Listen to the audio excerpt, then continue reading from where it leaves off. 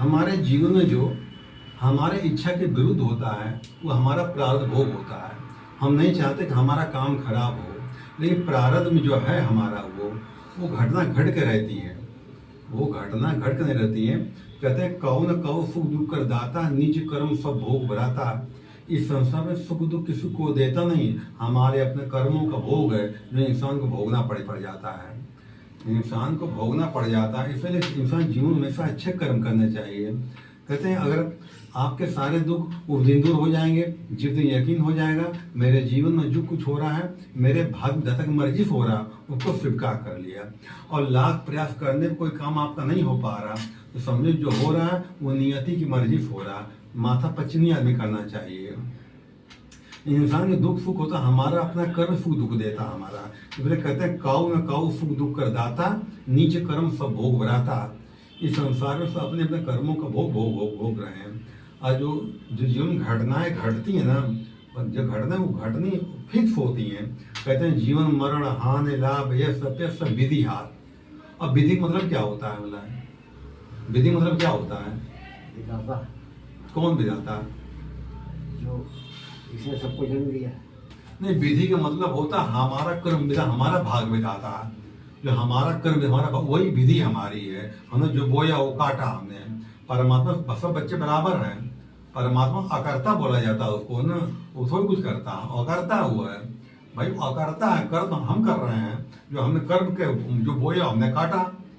भगवान ने कहा तुम कोई गलत काम करो, हम गलत काम कर रहे हैं पर हम ही भोगेंगे। जो हमने बोया वही तो काट रहे हैं। तो वो विधाता कौन है? वो हमारा कर्म विधाता, हमारा भाग विधाता, वही हमारा विधाता हमारा हो जाता है। जो जस करे सो तस पंचाखा में, ठीक मैं कह रहा हूँ ना। ये तो आदमी का अपना कर्म अपने हाथ में है। भगवान गीता में कहते हैं कर्मण्यवादी का रफ्ते माँ फलेसु कदाचिन। हे अर्जुन, तेरा कर्म का फल उसका नहीं उसका है। तो कर्म हम करते खाली रहे, फल तो मिलेगा।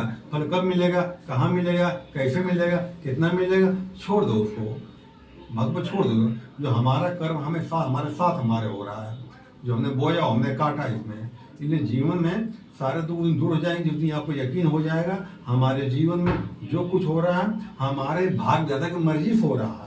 इसको स्वीकार कर लें। दुख सुख धूप और छाँव है, आते और जाते रहते हैं, ठहरता कोई नहीं है हमारे। ये परमात्मा जो दिया है वो बुलाने काबिल नहीं है, जो नहीं मिला तो काबिल हम ही नहीं है। उसी परमात्मा धन्यवाद करना चाहिए, जो दिया बहुत दिया है। परिवार पड़ोसी बच्चे सब हमारे अपने बाहर के सब आते हैं। प्रारब्ध पहले रचा पीछे रचा शरीर, तुलसी चिंता क्यों कर भले रघुबीर।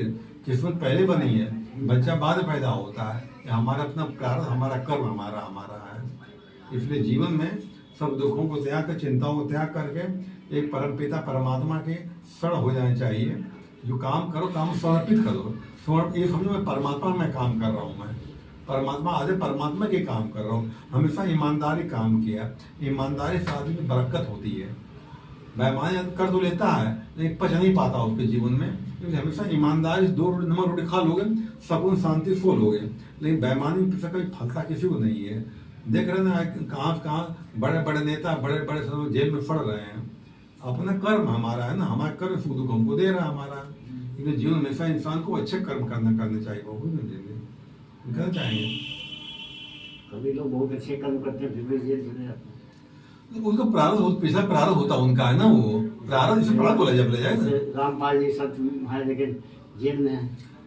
ये प्रारब्ध कर्म होता है। प्रारब्ध जो उनके जीवन बना होता है, अच्छा कर्म करते हुए भी आदमी जेल क्यों चला जा रहा है? क्योंकि पिछला उनका बोया भीष्म पितामह ने कई साल का जन्म बाद उनको जो है दुख मिला। उनको भीष्म पितामह का जन्म बाद मिला।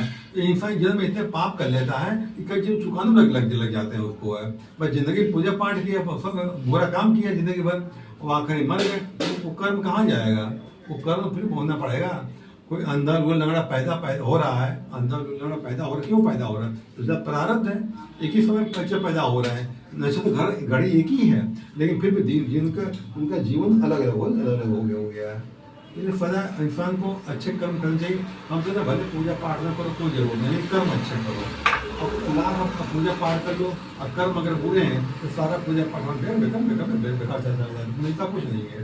तो कर्म ही अच्छे कर्म ही हमारी अच्छी पूजा है, सच्चाई पूजा है।